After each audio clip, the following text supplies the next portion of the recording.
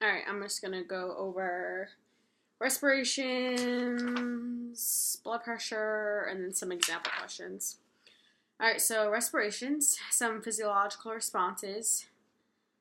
So the chemoreceptors in the carotid arteries and the aorta primarily monitor CO2 levels.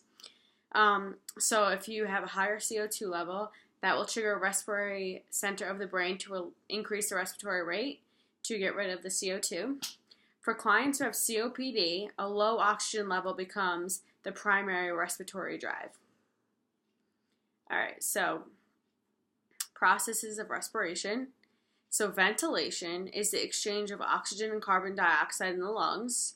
So you measure that with respiratory rate. For an adult, it should be 12 to 20. So diffusion is the exchange of oxygen and carbon dioxide between the alveoli and the red blood cells. So you remember the alveoli on the branches in the lungs. You can measure that with the pulse ox, so that thing you put in the little finger. All right, perfusion is the flow of the red blood cells to and from the pulmonary capillaries. You measure that with the pulse ox as well. All right, so rate, like I said, 12 to 20. The number of full respirations in a minute. The depth is the amount of chest expansion. Altered depths are deep or shallow. Observation of breathing intervals. So for adults, a regular rhythm, or eupnea, which is EUPNEA, that's a regular rhythm. Dyspnea would be difficulty breathing. With an occasional sigh. So you know how sometimes you're just like, that's normal. All right, so pulse ox should be expected range 95 to 100%. Some clients 91 to 100, but some illnesses can even actually have 85 to 89%. So age, respiratory rate decreases with age. Newborns have 35 to 40, and some children might have 20 to 30 respiratory rate. So men and children more breathe through their diaphragm, and their abdominal movements are more noticeable, so you might be able to see that in the belly more. And women are more thoracic, and chest movements are more pronounced when they breathe, so you can use their chest. Pain in the chest wall area can decrease depth of respiration, so if you breathe really deep and it hurts, you might just be breathing more shallowly.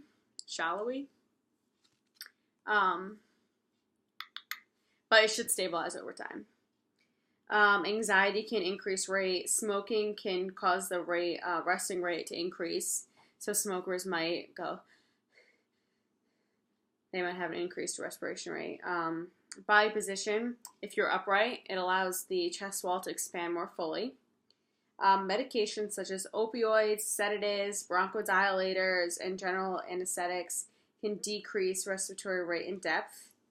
That can be seriously an adverse effect, so you want to monitor that. And amphetamines and cocaine can increase rate and depth. So you think if someone's like high on coke, I guess, they're just like, their rate is up. Okay, hope you like that. All right, neurological injury to the brainstem can decrease respiratory rate and rhythm. So if they have a brainstem injury, you want to monitor their respiratory rate. Illnesses can affect the shape of the chest wall, patency, muscle function, impaired oxygen carrying capacity of the blood. That can occur with like anemia or high altitude, or if you have a bunch of carbon monoxide, that can decrease oxygen. So that can increase the respiratory rate to kind of compensate for that. All right, so some interventions. You want to have a watch, you count, you can have them in the semi-Fowler's position, making sure that the chest is visible.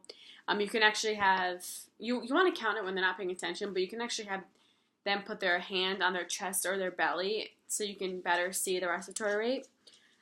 Regular rate, 30 seconds multiplied by 2. If it's irregular, count a whole minute. And then you want to know the depth, if it's shallow, normal, or deep, and the rhythm, regular or irregular. So oxygen saturation, usually digital probe, you can put it on their finger. So it's a digit probe, or they have ear probes or a disposable sensor pad.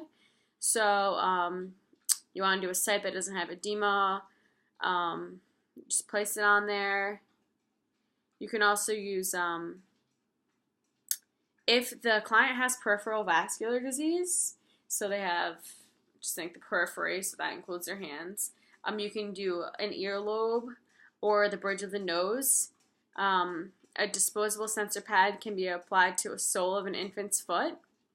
And once it's stable, record that value. So, all right, blood pressure. So, principles of blood pressure, cardiac output, and vascular resistance. So, blood pressure equals cardiac output times the systemic peripheral vascular resistance. So, cardiac output is determined by heart rate, contractility, blood volume, venous return. So, any increase of that increases the BP, any decrease decreases the BP. All right, so systemic vascular resistance is the amount of constriction or dilation of the arteries and diameters of the blood vessels. So again, increase, increase, decrease, decrease. Okay, so for HCI, BP classifications, normal is less than 120 and less than 180. So that has to be both. So if it's 120 over 81, it knocks it into prehypertension. So you base the classification on the highest reading. So remember, I did like kind of the rules of 20. So prehypertension is 120 to 139. So really it's 19, but and then it's by 10 for diastolic, so 80 to 89. Stage 1 hypertension, 140 to 159, or 90 to 99 systolic. Stage 2 hypertension, systolic, greater than 160, or diastolic, greater than 100. So remember, it's or. So even if it's 120 over 100, and 120 is normal, diastolic's 100, stage 2 hypertension. So it's normal, prehypertension, stage 1, stage 2. All right, so if you have a systolic greater than 140, so that's after stage 1, and a diastolic greater than 90, so after stage 1, you want to have them return for 2 or more visits for additional readings. And if they're elevated, then they have hypertension. So hypotension is systolic less than 90. It can be a result of systolic. So where it's supposed to be 120, if it's less than 90, it can be a result of fluid depletion, heart failure, vasodilation. So the pulse pressure is the difference between systolic and diastolic. So you just subtract, that's pulse pressure.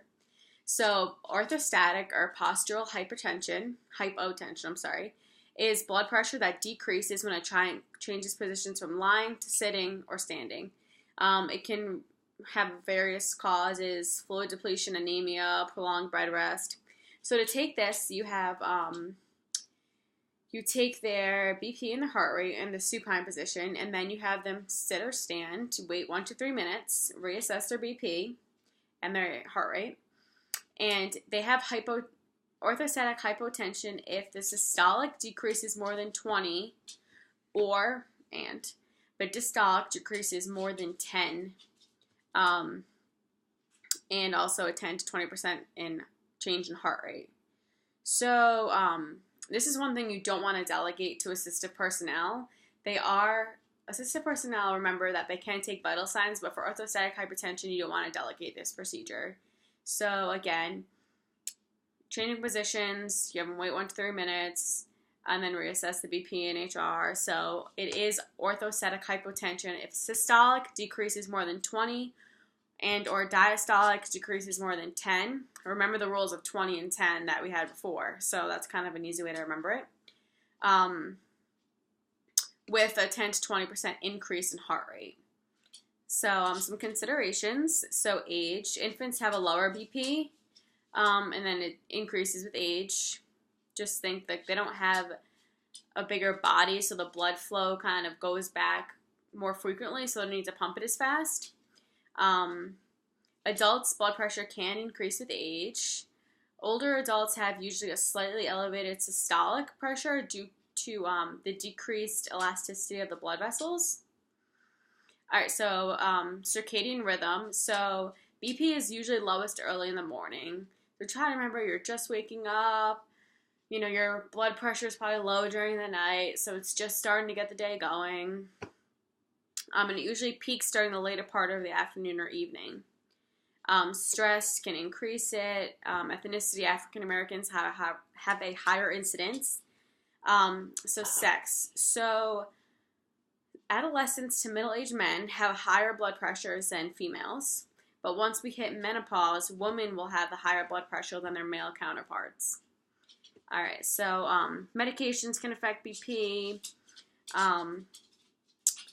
Exercise can decrease blood pressure for several hours afterwards, so it's probably not what you would think. You would think exercise increases, but it actually decreases it for several hours afterwards. Obesity can increase it. Family history,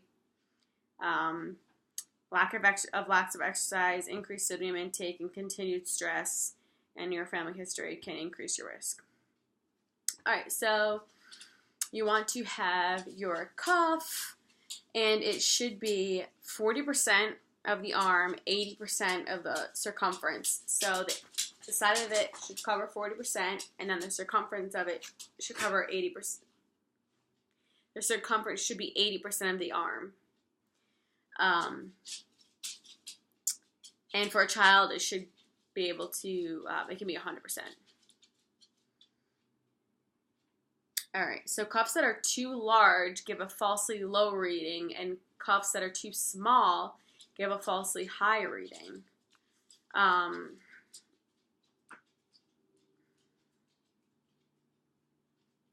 Trying to think how I can remember this. So cuffs that are too large give a low reading. Well, you just got to remember it, I guess. All right. So I know how to do that. You want to have it about 2.5 centimeters or 1 inch above the antecubital space. That's where you're going to have the bottom of your BP cuff. Use a lower extremity if the brachial artery isn't available. So you want to palpate the, two-step method. You palpate the radial pulse, inflating the cuff until the pulse disappears, and then you want to inflate the cuff another 30 millimeters of mercury, or Hg, and slowly release to note when the pulse is palpable again. That'll be like the estimated systolic. So then you deflate the cuff, you wait 1 minute. You position the stethoscope over the brachial artery, then you inflate the cuff, take the blood pressure. Remember, you inflate it to 30 millimeters of mercury above the estimated systolic. And then at the level which you hear the first clear sounds, that's the systolic blood pressure, and then you continue to deflate the cuff until it muffles and disappears, and then you know the diastolic blood pressure, and then you record systolic over diastolic. All right, so you should not have the client have nicotine or drink any caffeine 30 minutes prior to the measurement, because that can affect the blood pressure. You want to have them rest for 5 minutes before the measurement. So it's kind of good to do it a little bit later in the interview, because the client is a little more relaxed and they've been sitting for a little while. You want to have them sit in a chair, feet flat on the floor so they can't cross their legs.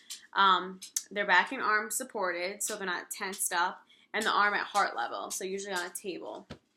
It should not be done over clothes. So everything should be calibrated. This says that the nurse, after initial readings, measured the BP and pulse of the client standing.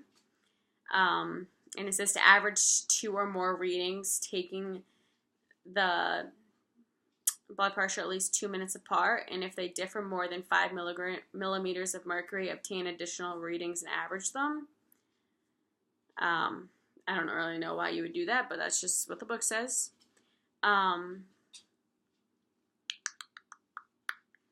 Air trapped in the bladder can cause a falsely high reading, so you want to make sure you deflate it all the way between the 2 steps of the 2-step method. So, again, orthostatic hypotension, you want to monitor them, assess for dizziness, weakness, and fainting. Have the client sit at that bed for at least a minute before they stand up, so they're not dizzy. You always want to ask when they sit, are you dizzy? And when they stand, are they dizzy? You want to warn the client when they're at home that lightheadedness and dizziness can occur, and advise them to sit or lie down if the manifestations occur, and suggest that they get up slowly to avoid sudden changes in position. So hypertension, assess identifiable causes, kidney disease, thyroid disease, medications, assess and monitor for tachycardia, bradycardia, pain, anxiety, assess risk factors, administer pharm therapy, encourage lifestyle modifications. That would be weight, alcohol, physical activity, stress, dietary, the DASH diet, dietary approaches to stop hypertension. That's the DASH diet. Restricting sodium intake. This could be something. Consuming adequate potassium, calcium, magnesium, which can lower the blood pressure. And then also restrict cholesterol and fat. All right, so I was going to do some questions, but I think we're all set with that. All right.